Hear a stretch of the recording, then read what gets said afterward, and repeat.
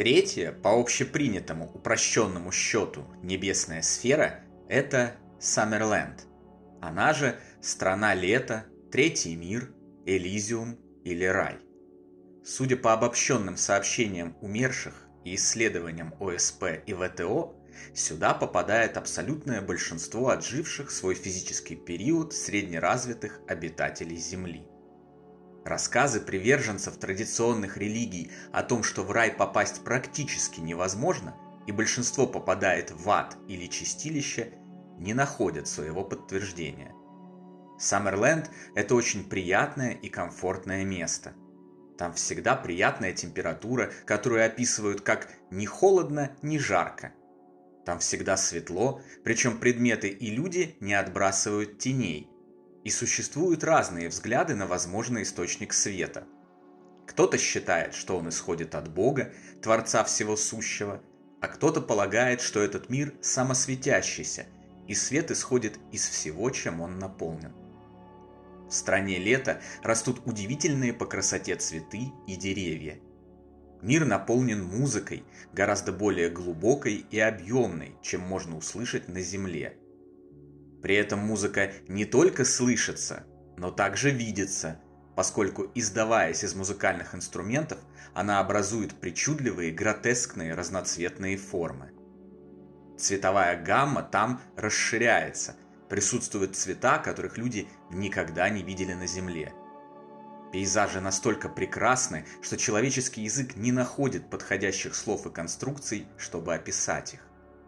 Мир населен животными, но есть совпадающая информация, что вредные, кровососущие и опасные виды отсутствуют. Как и на Земле, в раю есть города, большие и маленькие. Есть так называемый частный сектор, небольшие домики в деревенской местности. Города там построены талантливыми архитекторами. Огромные человейники, заслоняющие свет, отсутствуют. Вместо них образцы великолепной архитектуры, произведения искусства. Обитатели страны лета не покупают дома и квартиры. Деньги и товарно-рыночные отношения в том мире не существуют. Они получают жилища в награду за свои духовные достижения, строят их сами или обращаются за помощью к архитекторам и строителям, которые возводят и обустраивают для них жилища при помощи силы мысли. Церкви, храмы, библиотеки, места отдыха и развлечений, научные центры и многое другое также присутствуют в этом мире. В городах и деревенской местности живут люди, ощущающие себя вполне материальными, обладающие телами, хоть и несколько по-другому устроенными, в отличие от земных. Саммерленд – это мир, в котором все определяет мысль. При помощи мысли люди разговаривают, перемещаются, строят, изобретают, работают, изучают, отдыхают и производят другие действия. При помощи мысли создают целые собственные мирки того или иного назначения. Некоторым представляется, что это выглядит так. Подумал, и оно сразу появилось, воплотилось, как во сне. Судя по сообщениям коммуникаторов, это не совсем так. Мысль не создает иллюзию, не воплощает моментально любое желание, но позволяет работать с материей третьей сферы, которая гораздо более пластична и податлива, чем земная, и повинуется силе воображения. Через такую работу и создается тот или иной предмет, либо оказывается влияние на него. Еда в Саммерленде не нужна, хотя новоприбывшие первое время и могут совершать привычные им на Земле действия – питаться, спать, разговаривать при помощи голоса. Коммуникаторы в один голос сообщают о потрясающе вкусных фруктах, которые растут повсюду на деревьях. Их можно есть, но не ради получения энергии, а для наслаждения и удовольствия. Многие думают, что рай – это очень скучное место, в котором развоплощенные на протяжении вечности просто парят в облаках, играют на арфах и общаются между собой. Судя по всему, это не так. В раю есть работа и интересная деятельность для всех. Кто на земле хотел быть актером или певцом, но не мог себе этого позволить, вынужденный зарабатывать деньги грузчиком, сможет воплотить это желание в Саммерленде в одном из множества существующих там театров и концертных залов. Обладающие талантом учить могут устроиться в один из так называемых детских садов или школ, в которых обучают и воспитывают души детей, чья жизнь на Земле оборвалась слишком рано, или работать в других местах, распространяющих свет знания о разумной божественной вселенной. Желающие помогать другим могут вступить в специализированную организацию невидимых помощников и спускаться в мрачные низшие сферы для того, чтобы забрать оттуда заплутавших духов, не осознающих, что их физическая жизнь уже завершилась, а также помочь тем, кто всю жизнь прожил во зле, зависти и ненависти, вступить на праведный духовный путь. Есть огромное множество профессий и интересной деятельности, которые житель Саммерленда может освоить за время пребывания там. Профессор Всеволод Запорожец узнал, что его отшедшая жена, бывшая артисткой балета на Земле, продолжает свою творческую деятельность и в стране лета. Она неоднократно передавала ему через разных медиумов, что у нее очень мало свободного времени, потому что она много танцует и репетирует новый потрясающий спектакль. Прекрасную историю великой любви Всеволода Запорожца и его жены, являющуюся наглядным примером того, как чувства людей оказываются сильнее смерти, которая временно разлучает живущих и усопших, я еще обязательно расскажу позже. Кто-то скажет: ну как же так? Всю жизнь гнули спину, работали и даже после смерти снова работать? Это очень земное суждение. Чтобы понять духовный мир, нужно научиться мыслить как вечное, бессмертное духовное существо. Во-первых, работать в Саммерленде вовсе не обязательно. Никто никого не заставляет и ни к чему не принуждает. Все делается по желанию. Во-вторых, по себе знаю.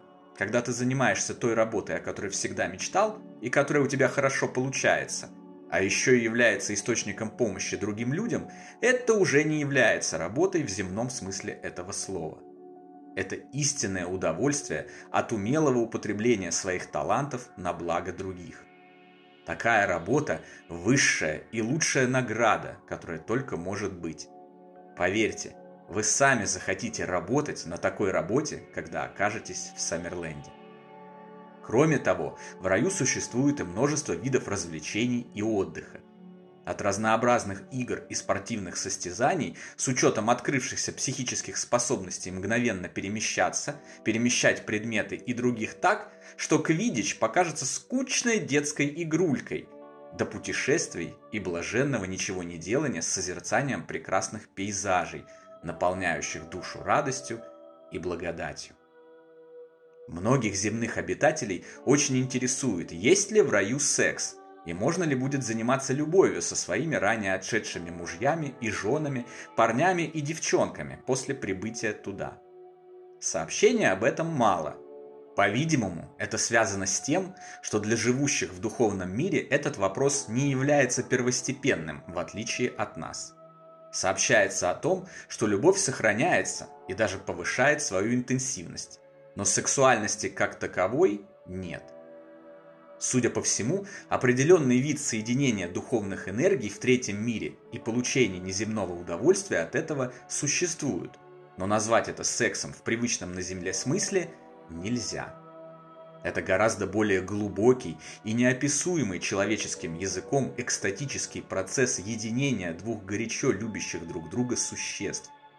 Если же снова возвращаться к необходимости научиться мыслить как бессмертное духовное существо, становится ясно, что такой грубый физический процесс, как земной секс, вовсе не обязателен, если речь идет о глубочайшей любви к нашим половинкам.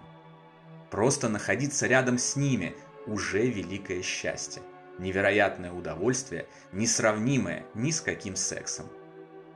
Иногда во время земной жизни мы понимаем это слишком поздно.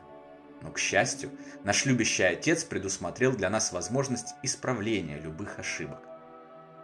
Внешний вид обитателей Саммерленда после их прибытия туда постепенно меняется. Старые, измученные болезнью, возвращаются своей внешностью к лучшим годам расцвета и молодости. Дети и подростки, наоборот, растут до этого периода. Продвинутые души имеют возможность принимать тот облик, который им желается. Хочешь выглядеть собой? Вот и отлично. Хочешь как ангел небесный? Пожалуйста. Хочешь как Йода из «Звездных войн»? Ради бога, дело твое. Множественные сообщения о контактах с умершими близкими и любимыми во снах или наяву чаще всего содержат информацию о том, что пришедшие усопшие выглядели не так, как их запомнили родные на момент их ухода. Во время своих визитов они представали молодыми и здоровыми. Это еще одно совпадение, доказывающее факт существования прекрасного мира за гробом.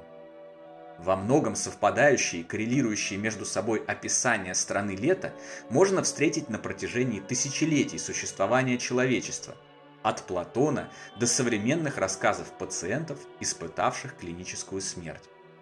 А те различия и противоречия в описаниях, которые иногда встречаются и используются скептиками для опровержения факта продолжения жизни за гробом, вполне можно объяснить. Представьте, что вы с большой группой туристов отправились в Париж, и вам дан всего один день, чтобы осмотреть те достопримечательности, которые вы хотите. А на следующий день, утром, в темноте, сразу же в самолет и обратно на родину. По возвращении домой, если вы спросите коллег-путешественников о том, что они увидели в Париже, их рассказы будут в чем-то совпадать с вашими впечатлениями, а в чем-то отличаться. Они примерно одинаково опишут аэропорт Шарля де Голля, электричку, на которой добирались до города, и процесс заселения в выбранный ими отель. А вот дальше пойдут различия. Кто-то увидит в Париже Эйфелеву башню, кто-то величественный Лувр, чьи-то впечатления сосредоточатся в области грязного метро, а кто-то запомнит криминальную обстановку вокруг неблагополучного вокзала Гар-дю-Нор. Кто-то станет свидетелем митингов и протестов и поймет, что не все так уж в порядке во Франции, а кто-то их вообще не увидит, пройдясь по улицам самых богатых и благополучных районов, и будет думать, что это страна воплотившегося счастья. И все это будет сильно отличаться от вашей поездки в Версаль и пикника на Елисейских полях с красным вином и сыром с плесенью. Так почему же от описаний совершенно незнакомой нам страны, потустороннего мира, мы ждем абсолютного совпадения всех деталей, о которых рассказывают временно побывавшие там выжившие люди или те, кто уже расстался со своими земными телами? Наоборот, было бы странно, если бы все рассказы совпадали. Это указывало бы скорее на то, что информация взята из какого-то одного источника неизвестного качества и достоверности, и раз за разом просто воспроизводится и повторяется. А так мы видим абсолютно логичную, жизненную модель описания нового, непознанного пока места, саму по себе являющуюся доказательством существования Саммерленда. В стране лета постоянно ведется исследовательская деятельность по улучшению связи между мирами живущих и ушедших. Если раньше ушедшие могли связываться со своими родными, близкими и другими воплощенными только посредством телепатии и мысли, то сейчас доступны и другие средства связи. Через медиумов, электронный голосовой феномен, электрические приборы, мобильные телефоны и так далее. Прогресс в этой области явно показывает, что мир отшедших искренне желает быть с нами на связи и утешить нас благим знанием о продолжении жизни после жизни. И все, что мешает человечеству прорвать эту разделяющую нас завесу, это скептицизм, материализм и насаженная убежденность в том, что ничего, кроме жалких 60-70 лет земной жизни, не существует. Но работа по улучшению связи между двумя мирами будет продолжаться с обеих сторон до тех пор, пока под напором истины не падут шоры необразованности и невежества, а знание, освобождающее от страха, не засияет ярче самой большой звезды во Вселенной.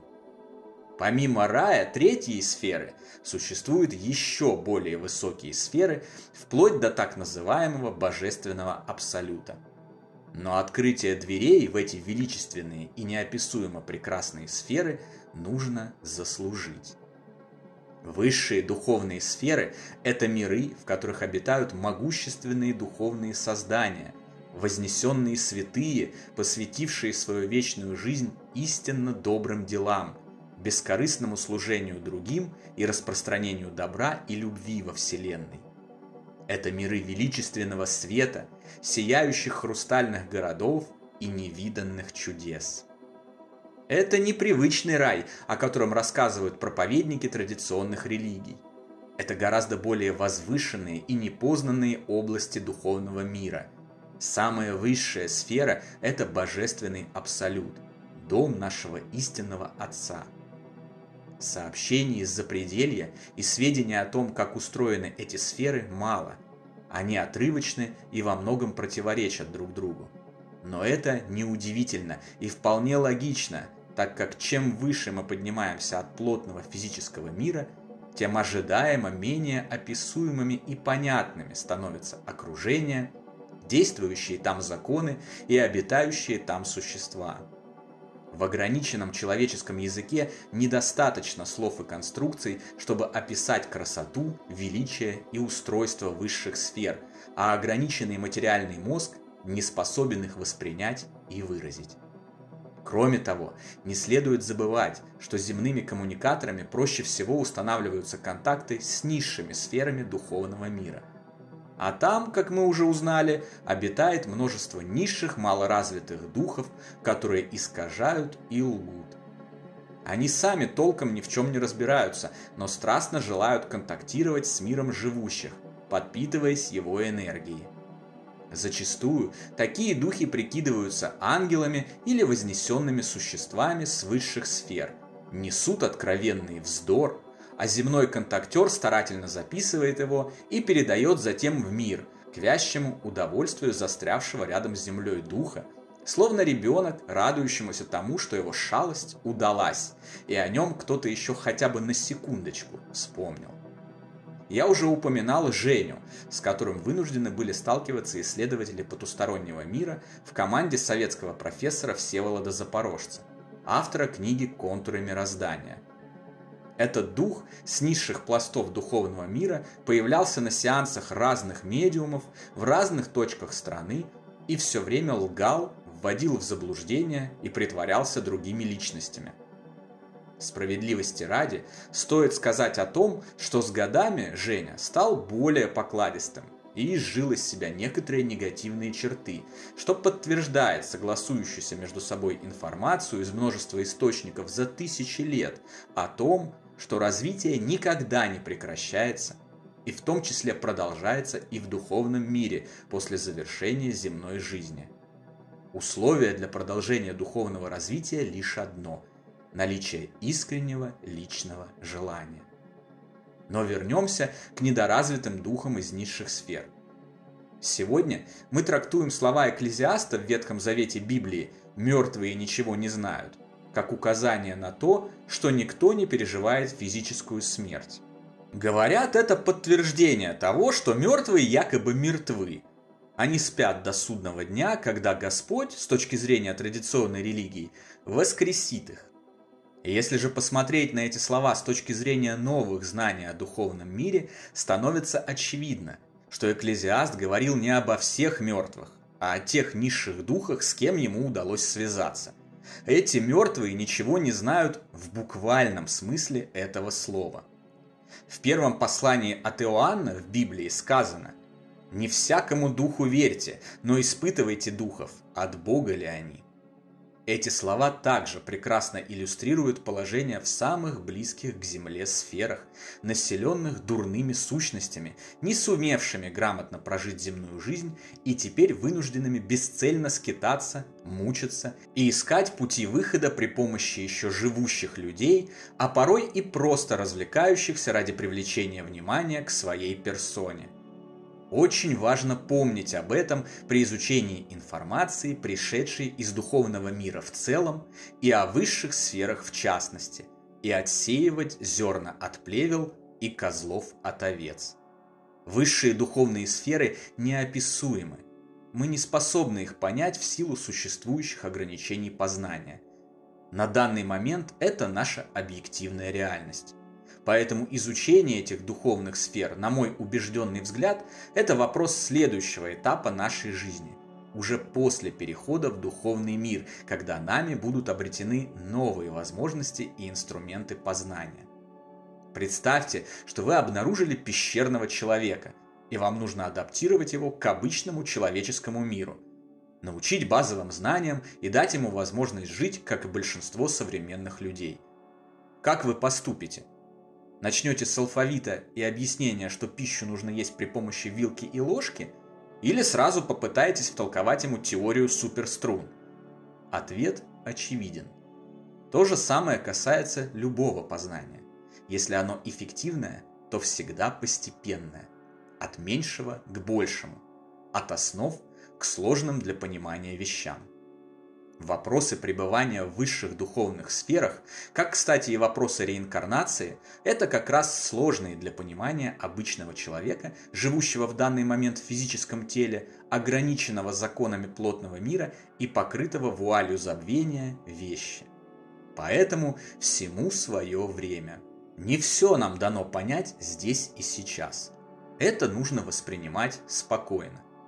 Пока же я уверен, прекрасного и уверенного знания о том, что наша жизнь не ограничивается несколькими десятилетиями существования в тяжелом и суровом земном мире, дара утешения о том, что наши ушедшие родные, любимые и близкие не умерли, а продолжают свой путь и ждут воссоединения с нами, уже более чем достаточно.